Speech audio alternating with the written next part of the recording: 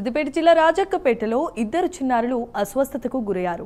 Anganwadi centre 1 కేంద్రంలో గుడ్లు తిన్న కాసేపటికే ఆ ఇద్దరు చిన్నారులు అస్వస్థతకు గురయ్యారు, వాంతులు చేసుకున్నారు. ఆ వెనువెంటనే వారిని ఆసుపత్రికి తరలించారు.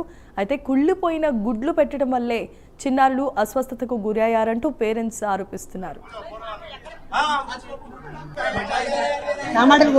మొత్తం పురుగు పట్టి ఉన్నాయి. పురుగు పట్టి ఉండి ఇవి అద్దు అటు పక్కకు వారబోయి మొత్తం పురుగులు ఉన్నాయి అని అంటే సరే తీయని ఆయన తీసుకుపోయాడు. వారబోసి వచ్చింది. మళ్ళీ ఏడుకొంచెం మళ్ళీ టమాటాలు తెచ్చింది. తెచ్చాకుండా మా ఒక్కడే ఉన్నాడని కూర్చున్నా. మళ్ళీ అది మురిపోయి తెచ్చింది. అవి ఒయ్యకు అవి కూడా ఖరాబే అయినాయి అని అంటే సరే తీయ అని అన్నది ఊపుకున్నాం. ఊపుకున్న తర్వాత సరే మరి కూర్చుండబెట్టి ఇంక ఇద్దరు పిల్లలు వచ్చి కూర్చుండబెట్టి పోయినా.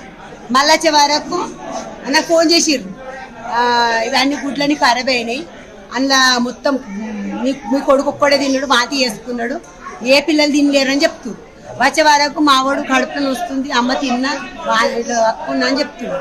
గడ్డ చేసినాక వేలు అయితే ఇప్పుడు మేమేమో లక్షలు పెట్టి కాపాడుకున్నాము. ఇప్పుడు దాపాల కొద్ది పట్టుకునే జరైతే ఎట్లుండే తెలియదు. ఈ రాజకీయ ఏమైనా చర్య తీసుకుంటున్నా? కురుకురి అంటారు కదా, 2 సంచులు ఉన్నాయి, ఒక్క ఎత్తు ఉడకం పెడతలేదు. ఇప్పటికి వారం 15 రోజులు. ఈ బాబు ఇద్దరు పిల్లలే ఉన్నారు. అయితే ఆమె కొడిగుడ్లు ఉడకబెట్టిన తర్వాత ఈ పిల్లలు ఇద్దరికి ఇచ్చిన తర్వాత మావాడు ఏం చేసిండు, తిన్నాడు. ముందు స్టార్టింగ్ గుడ్డి ఇయ్యంగానే ఫస్ట్ తెల్లసొన తింటాడు కదా, తెల్లసొన తిన్నాక మళ్ళీ ఇంకోసారి కొరుకుదాం అనేసరికి ఆ పచ్చసొన మొత్తం కర్రగా అనేసరికి పడేసిండంట. తినేసరికి వానికి ఎటో అనిపించింది, అది పడేసిండు.